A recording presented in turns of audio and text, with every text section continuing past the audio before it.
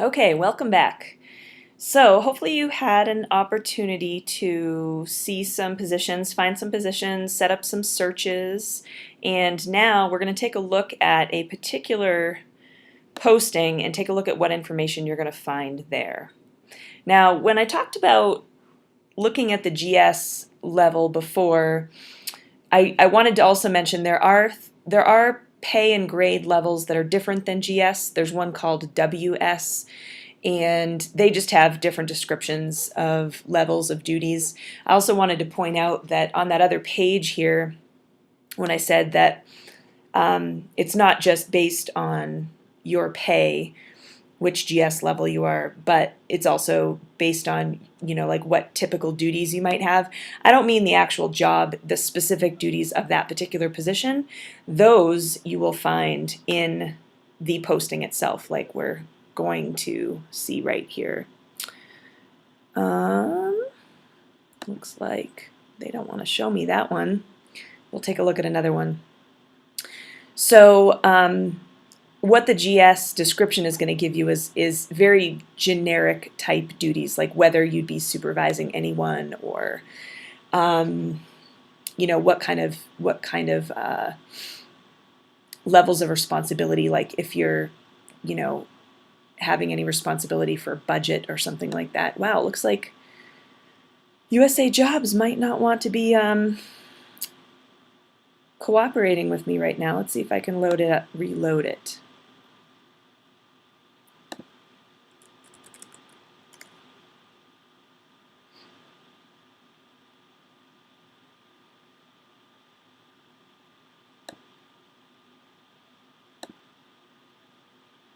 Okay, well, I might have to start this part over again. Stand by.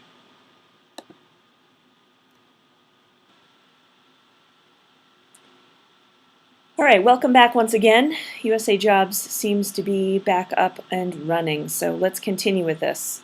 I will pull up the search that I had so we can look at one of the descriptions.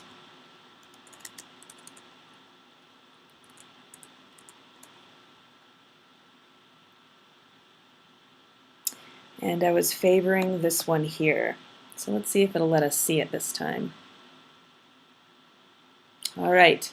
So in addition to a number of the same bits of information that you saw on the last page, you'll be able to scroll down and see a number of sections. They're pretty uniform across USA Jobs. You're first going to see a job overview. That's typically going to contain just very basic information about working for that agency. In this case, it happens to be for the U.S. Fish and Wildlife Service. And this verbiage is probably going to be exactly the same on every U.S. Fish and Wildlife Service posting that you look at. You should be familiar with it, but knowing that it's the same on each posting means you don't necessarily have to read that section every single time. Next, you're going to also in here see duties, and you'll see this is where you're going to get some more details about what you might actually be doing in that position.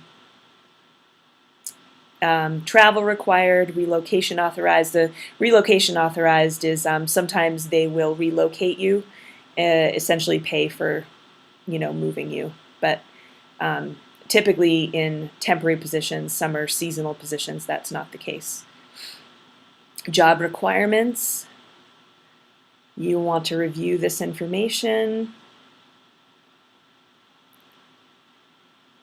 especially stuff like this. By not putting that kind of information on your resume, it could disqualify you from the running. So those are just little details that you definitely want to pay attention to. And then here's information. This is actually a detailed description of what you'd find in the other web page that I showed you about GS. You have 6 months of general experience and 6 months of specialized experience equivalent to blah, blah, blah. So that's how you would qualify for a particular pay grade or GS level. All right, so at the bottom, nope, maybe it's at the top. Then if you're interested in applying, you'd click on Apply. Now that's going to include a number of profile questions such as, have you performed work, at this level for this amount of time, or do you have experience with setting up field camps, or whatever they feel are very important questions to ask about this position. You're gonna have those questions in the application part. Make sure that you fill out that application honestly and completely. Now, also in that application, you're going to have the opportunity to upload your resume. One thing, I think it's kind of a good thing and a bad thing about USA Jobs is USA Jobs only allows you to have 5 resumes on file at any given time. Now you might think, if you know me, you know that I always recommend that people customize their resume to a specific position. And so that's going to run you into a problem because chances are you're going to apply for more than 5 positions. And if you can only upload 5 resumes, that's going to be a difficulty. But here's what I recommend you do. First of all, I recommend you have some idea of what you might be interested in, whether that be a fuels job or a wildland fire team or a wildlife position and even more specifically something in fisheries or avian, whatever that happens to be.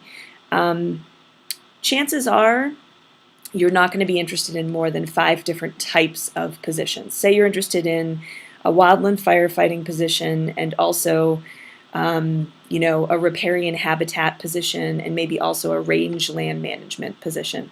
Well, I recommend that you write up a resume that has the specific terminology and explains how you're a good candidate for each of those types of positions.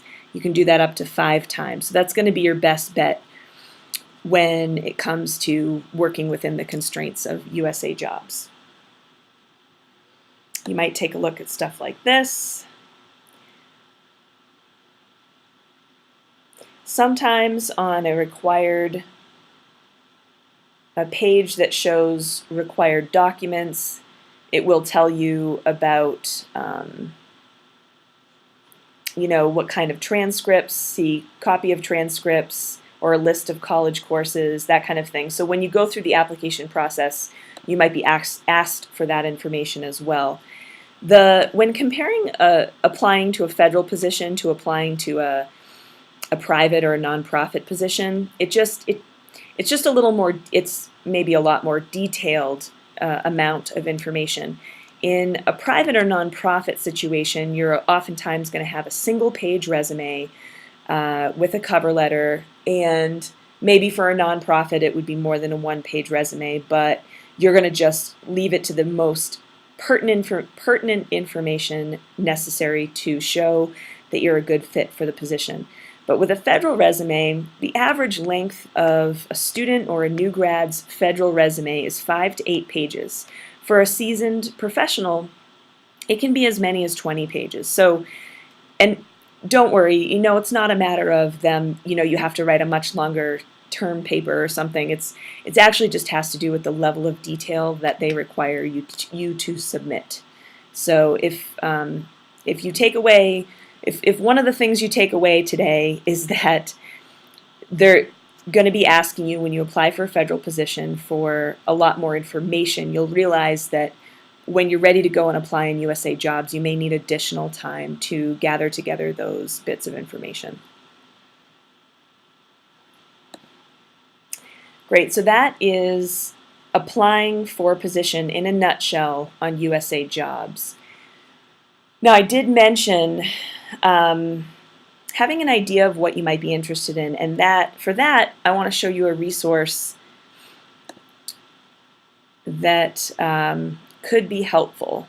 So this page, gogovernment.org, is a really great suite of web pages that can give you some really good background information and really very much up-to-date information on how to apply for positions.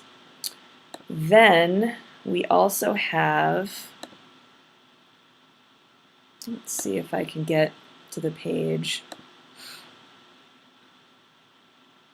So This is a page that usually looks a lot nicer, but it's just coming through in basic format right now. And it is an A to Z listing of U.S. federal agencies. So here are all the A's alone. There are literally hundreds of U.S. federal agencies. So one of the things that I keep emphasizing is that you have an idea, at least a basic idea of what you might want to do, where you might want to work. This could be a good resource for you to get an idea on different agencies and what their mission is and where they're located around the world, etc.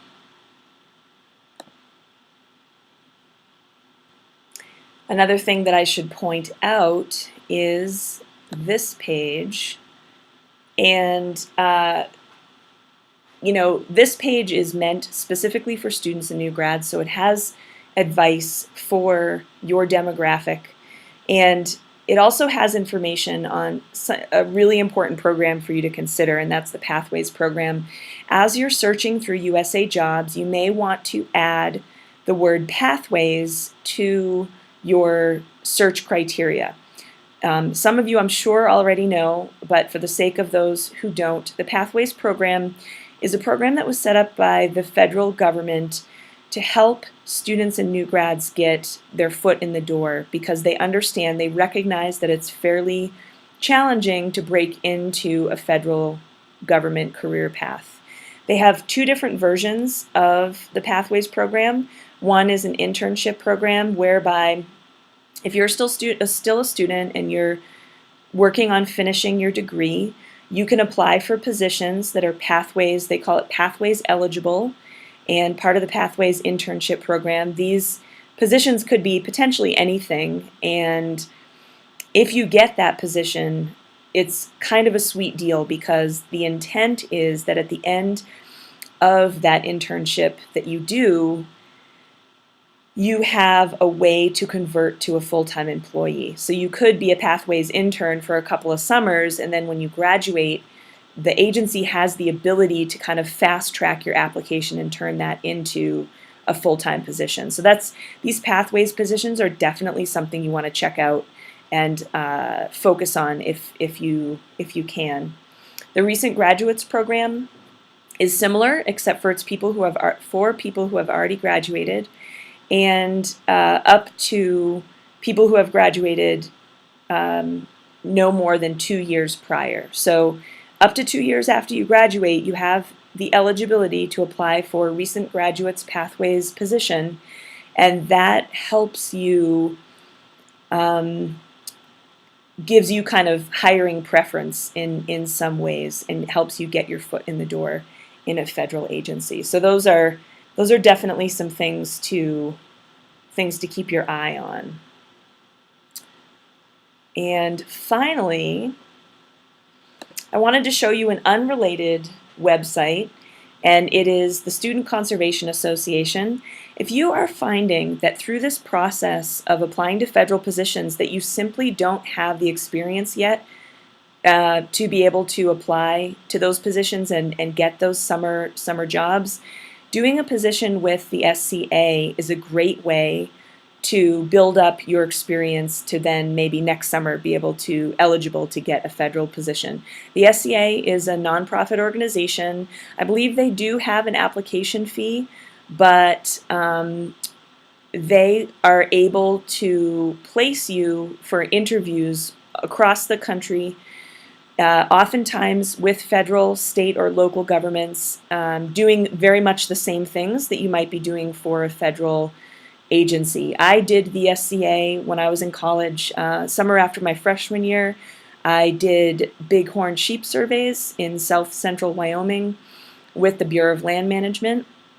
And then my second year, I did that wildlife position in Alaska, which allowed me to, the year after that, get hired as a summer employee, as a temporary employee.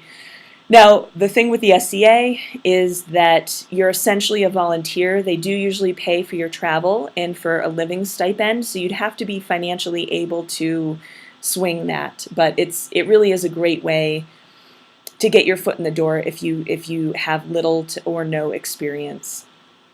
All right, I hope today's session has been informative, and my intention was to make sure you know the basics of applying to federal positions on USA Jobs.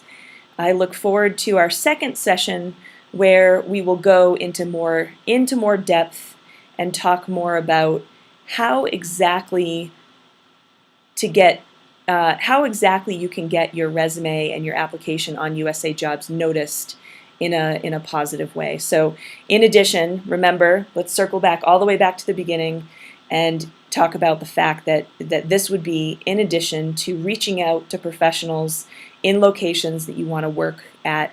It's completely acceptable. Find those hiring managers, call them up, ask them questions. That is very, very powerful. But we'll look at more of the nuts and bolts of the application next time, and work on making sure that your application is strong. And of course, as a final note, I'd like you to use an index card and fill it out the way Professor Fox likes you to. So put the clearest point and muddiest point that you learned today. If you have questions, you can also write those on the back. You can also just email me any questions that you might have, like, including if you'd like to meet in person and talk about your particular situation. I can be reached at elizabeth.glass@nau.edu. So fill out those cards and turn them into Brooke, if you would, please. And I look forward to seeing you for session 2.